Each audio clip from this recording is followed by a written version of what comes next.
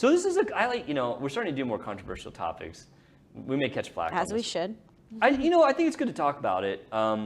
So I don't know if you guys follow the news really closely. There's been a lot about abortion lately. And so, probably one of the worst things we could ever dive into. But, I mean, this does revolve around doctors. And so I just want to take an honest look at this because there's been some articles came out this last week that says that in the states where there are either full abortion bans or partial abortion bans, that they feel that there's going to be a doctor shortage. And it's kind of interesting, and I'm going to go through all this data because when I read this, I was like, nah, that's not going to happen. But when you read the data, it does kind of show like maybe a pattern towards that. Okay. So I think it's important because there is doctor shortages in the United States. Did you guys know that?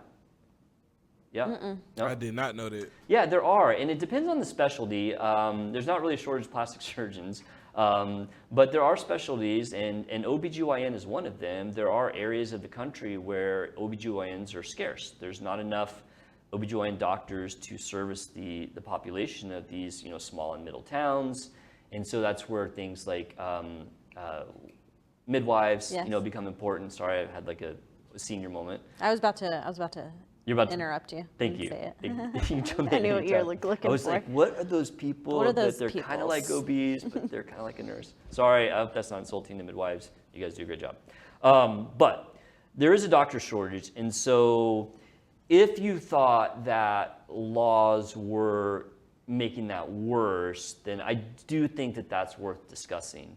And when I first heard this, I was like, why? Wow, what? How is this possible? So this all comes from a recent study conducted. This was done after the June 2022 Supreme Court Dobbs decision that basically overturned Roe versus Wade. And so, I mean, and this study is not like some, huge monumental study. It was basically a survey is what it was. Mm-hmm. It was done out of Emory, I believe. And what it is, it asked 500 medical students in 32 different states, which most of them were women, what their thoughts were about the new abortion laws, the really restrictive ones in certain states, and whether that was going to affect their decisions in a few different questions. And Travis, I think I got a slide. Yeah. So one of the questions was, is this going to affect which residency you're going to apply to? Which I guess they're thinking there is maybe people may go into OB. I don't know what that, now to me that one was insignificant. The second one was kind of the important one is this one going to affect the state of the residency program in which you apply? Meaning, if you are going into OB and you're going to a state that is really restrictive, are you going to be less likely to want to go there? And 77% said that access to abortion care would influence the residency choice of their state. And the last one is where do you want to raise a family there? I think what they're kind of trying to get at there is a lot of residents end up staying in the state that they trained in. Mm-hmm. And so it's kind of an indicator, like if you get like a lot of people wanting to go to a certain state and a certain specialty, then you end up having a lot of those people stay. Not all of them. I was one of the people. I did residency in Kentucky, Tennessee, and then Michigan. So the decrease in OBGYNs, is that what we're talking about, right? Yeah? Or just doctors in general? Yes. Okay. So they're saying that it's going to go down if there is a strict abortion? Yeah, that's right. Okay. That's what they're saying. Okay, that's the theory. And when you look at that survey that says that 77% of medical students would potentially downgrade a choice based on the state being, restrictive about abortion, it does set off a little alarm bell because there's already doctor shortages, and we don't, necessarily want people to be influenced to go away from certain states. Okay? Yeah. When I first saw that, I was like, I don't know. I'm not really sure that there's any kind of smoking gun here. People will say that everything influences their decision about residency. If you ask me when I was applying for residency, my number one thing was, it was kind of a toss-up between what's the best program I can get into and what city doesn't suck really badly. Yeah. And those are my two criteria. And, me and my wife were couples matching. So, there was like a million different things that went into, how we ranked our programs. I can't say that, I guess abortion was still completely legal at that point. I can't remember. I think it was. I think some states were more restrictive, but that wouldn't have been in my kind of thought process personally. My wife, who is an OBGYN, she's never mentioned that. When she was doing OB, she never did abortions. And that's one of the reasons that I wasn't super impressed by that data, because, I don't know if you know, what percentage of OBs do you think do abortions? I know I'm always putting you on the spot here, and there's no right or wrong answer. I don't know, like 20%? You're close, 10%. It's pretty low. My wife has never done an elective one. Of course you have to do ones for, fetal demise or whatever, right? Yeah, the ones that are like terminal. Yeah. Elective ones, there's very few people that do them. Well, not very few, like 10%. And it varies by state. Some states have more, some have less. So I found that data is like, well, okay, I'm not really sure that that's going to make a big difference. But there was some more data that followed that. And the next data was that OB applications are decreasing. That's one of the things that's worrisome, is there's less people wanting to go into OBGYN. And I think the reason for that mostly is that it's a rough specialty. You're up at night, you're taking call. It's very high stress because babies can, get into trouble very quickly during delivery. Moms can get into trouble very quickly during delivery. There's a super high risk of lawsuits in OB.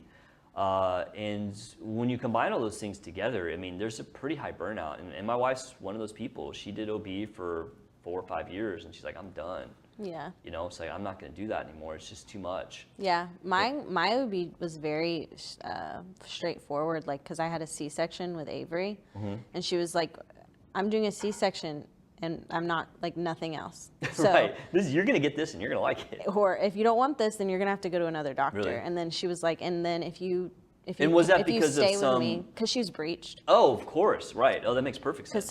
But some people are like, no, I'm going to have my baby naturally, or whatever. And I was like, I don't blame that OB.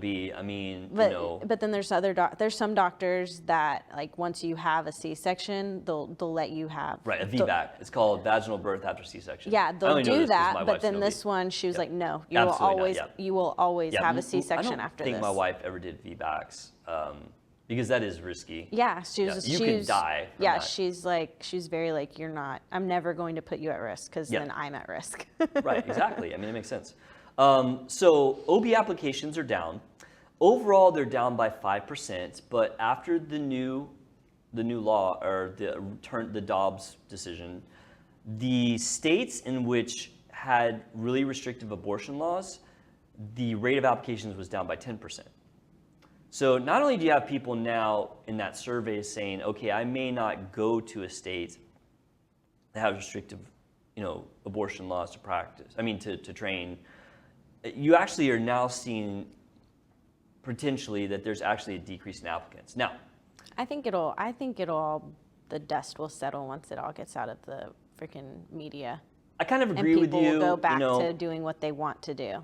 Yeah. Or what they're passionate about. I kind of agree with you. There's two things about that data that I have questions about. One, at the time, the states that had really restrictive laws were pretty small states. At that time, it wasn't Texas, it wasn't Florida. And so those states tend to have much smaller programs because they have smaller populations. And when you see an overall downturn in applications, you're going to see the biggest downturn in states that have the fewest programs, because people cast their nets far and wide. So the states that have a lot of programs, probably went down by 3%, but then the smaller states went down by 10. So that's one reason that might have happened. And then also all the spots filled, even though applications were down, every spot filled, and the match rate was the same as the previous year. So I don't know if that data is important or not. I kind of think it's not that important. As far as the decrease in applications, I think there's reasons that. I would like to know what what they're choosing besides being an OBGYN. People are going to a lot of specialty. shift work. Oh. Specialties where you take call are hard. Things like anesthesia, OB, surgical specialties. I'm kind of the only exception. My call is not that bad, but taking calls sucks. you know, you're basically working when you're at home in addition to the hours you already work. So I think a lot of people are taking, you know, more shift type work. Things are less stressful. You know, lifestyle is really important these days, which, you know, back when we were going through, I mean, my wife and I did OBGYN and general surgery. It's like the two worst specialties you could pick. I mean, to us, lifestyle wasn't that big of a concern, but now it is. So the last thing about this is, and this is all going back to, are these restrictive abortion laws going to decrease or cause a doctor shortage? There's a concern about training. So the ACGME basically is the governing board that determines what a program has to do to graduate a resident. Okay. So like an OB resident. Yeah. They say, oh, you have to have 100 C-sections and you have to have 500 deliveries. And I don't know if those numbers are right, so please don't quote me. But the ACGME does say that you have to have some abortion training. And that's new because when my wife went through, that was not a thing. I think they implemented that like 4 or 5 years ago when I was looking back. I felt that's such a big responsibility to have. What's that? To deliver babies and to give abortions. Yeah. That's a scary responsibility either way. It is. I mean, you know, there's a lot to unpack there. I mean, Yeah. You're right. I mean, my wife would be the first one to tell you that delivering babies can be very, very stressful. Yeah. You know, and you know, one of the things that was really rough for her is, you know, you get a lot of people that don't get any maternal care. You know, when you look at the data in the United States, and this is totally getting off in the weeds, but whatever. When you look at the data in the United States, our maternal delivery data is not great, meaning we have more bad outcomes with births than other countries. And a lot of I did read that before. I have read that before. A lot of that is due to, I mean, some of it is due to access, but not really, because any mother can get insurance through Medicaid if they want. But a lot of it is that people just don't go to the doctor. You know, there were many patients my wife would tell me about that patient comes in labor, never seen a doctor for their baby. And you know, I mean, this is up in Kentucky and, you know, Indiana. I mean, you know, it's not like Highland Park, Texas, right? Or Dallas, you know. As soon as you like get a positive pregnancy test, you're like, doctor. Yeah, exactly. So a lot of times there will be bad outcomes and babies die, and you know, and if babies dies, and there's lawsuit, and even if you do all the right things, I mean, you can get sued. And I think my wife just was like, I'm done with that, like, you know, which is too bad. It's too bad because she was really good at what she did, and you know, it sucks to lose, you know, a good doctor. But anyway, the ACGME recommends that training programs train their residents in abortion. Well, if abortions are illegal, how do you train them? And so there's the question of, are programs in these banned states going to be able to train the residents? Now, so they probably have to like go to like Planned Parenthood, like to like universities in another state. Yeah. Because if it's banned in the state, what are you going to do? Yeah. Now, there are exemptions for like religious or moral. So there's a lot of loopholes in there that are probably going to be fine. Either the residents go out of state for a month or they use the loopholes or whatever. So, you know, at the bottom of this, like we've talked about, you know, these reasons why abortion laws may be affecting the doctor shortage. So, you know, I guess the question is this real or not? I mean, I think the data definitely suggests that it's real. When you look at this data, there are suggestions that this may affect the number of OBGYN doctors in these certain states. I honestly don't think it's going to make a significant difference. I mean, there's still a lot of people that want to be OBs, and so I don't think you're going to see programs in states not fill. Now, one thing, and no one's talking about this, I think you might see a brain drain. So brain drain means like the smarter people steer clear. That may happen because even if you get, say, you know, 30% of people that say, well, I'm not going to go to a state like that. I mean, some of those people are going to be, you know, towards the top of their class, and it's going to knock out some of the higher applicants, and then you're going to start to fill with lower applicants, or even, you know, what happens with programs they don't fill, they can fill with foreign medical grads. And not that those are bad at all, but that's what happens when you can't fill with, you know, with U.S. medical students. And so there may or may not be a brain drain, meaning you're seeing, you know, less on paper skilled applicants applying. That very well could happen. Yeah. But I don't know. I feel like in the end, doctors are going to have to pay off their debt, and if states are offering big money for OBs to come and practice because there's not a lot of supply and there's a high demand, it's going to be filled. Yeah. So I do think that the take home from this is that, I mean, these laws do have unintended consequences, or potentially do.